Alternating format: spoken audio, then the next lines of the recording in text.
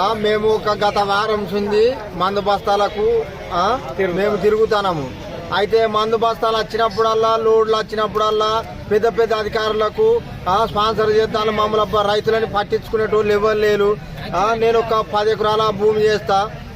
మందు బత్త వేద్దామంటే ఇప్పటి వరకు వానకాలం ఉంది, ఇప్పటి వరకు ఒక మందు బత్త లేదు. మందు బత్తాల చుట్టూ తిరుగుతాను. మమ్మల్ని పట్టించుకునే నాదులు లేడు ఎవరు. ఎమ్మెల్యే గారు లేడు, ఎంపీ గారు లేరు, ఎవ్వరు లేరు.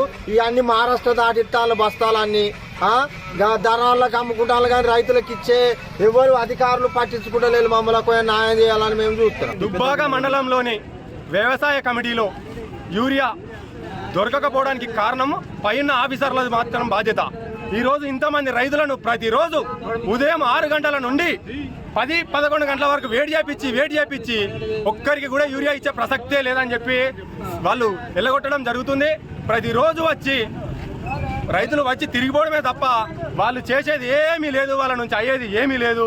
ఇంతగానం రైతులకు ఎంత యూరియా అవసరం ఉందో తెప్పియాలని దద్దమ్మలు వ్యవసాయ కమిటీ ఉన్న వ్యవసాయ మంత్రి ఏం ఇస్తుండే ఈ రోజు నాకు అర్థమైతలేదు.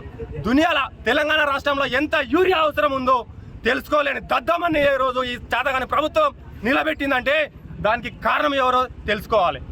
ఇలాంటి పాలనలు ముందు రాకుండా మనమే ఈ రైతులు కానీ ఉన్న విలేజ్ ప్రజలు కానీ ఇలాంటి పాలన మరొకసారి కోరుకోవద్దు.